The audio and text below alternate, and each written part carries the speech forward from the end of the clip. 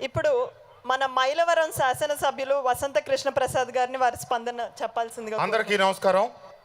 ముందుగా అందరికీ దసరా శుభాకాంక్షలు.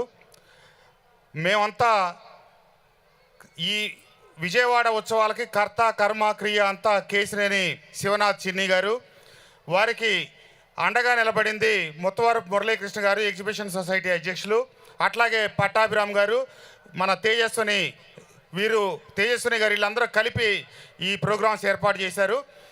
విజయవాడలో గొల్లపూడిది కాకుండా 4 చోట్ల ఈ 11 రోజులకి 286 కార్యక్రమాలు. కేవలం ఈ కార్యక్రమాలు మొదలు కావడానికి 20 రోజుల ముందే ఈ విషయానికి అంకురార్పణ జరిగింది.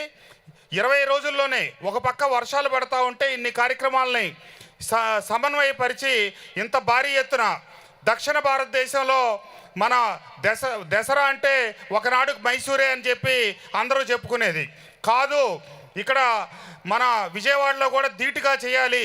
కలకత్తా మన మైసూర్ తర్వాత విజయవాడని ఆ ప్రముఖ స్థానానికి తీసుకురావాలని చెప్పి కార్యక్రమాలు తీసుకోవటం. అట్లాగే మాకు గొల్లపూడిలో ఎగ్జిబిషన్కి విజయవాడలో ఏమైతే స్థలం ఉందో అది ఇప్పుడు ఉపయోగంలో లేకుండా పోయింది కాబట్టి స్థలం కావాలని అడిగితే మా రైతాంగం ఈ కార్యక్రమానికి మన బీజేపీ రాష్ట్ర అధ్యక్షులు మాధవ్ గారు ఇప్పుడే సభా ప్రాంగణానికి వచ్చారు. వారిని వేదిక మీదకి ఆహ్వానిస్తూ ఉన్నాం.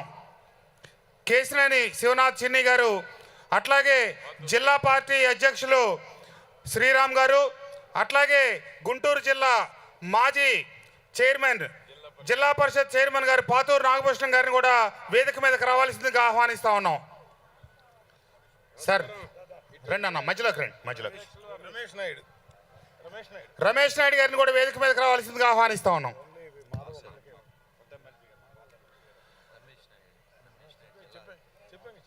కాబట్టి వీటన్నిటికీ ఇందాక నేను చెప్పినట్టు కర్త కర్మ క్రియ కేశినేని శివనాథ్ గారు, అట్లాగే వారికి సహకరించిన వారందరూ, మేమందరం వారి సంకల్పానికి అండగా నిలబడ్డాం.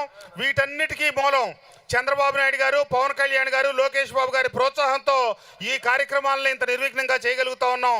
కాబట్టి రేపటితో ఈ ఊళ్ళో ఉన్నటువంటి కార్యక్రమాలు ముగుస్తూ ఉన్నాయి. విజయవాడ మటుకు ఇంకా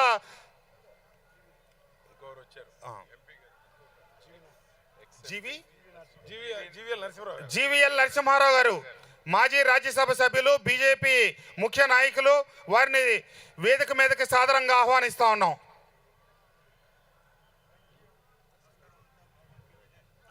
సార్ నమస్కారం అండి.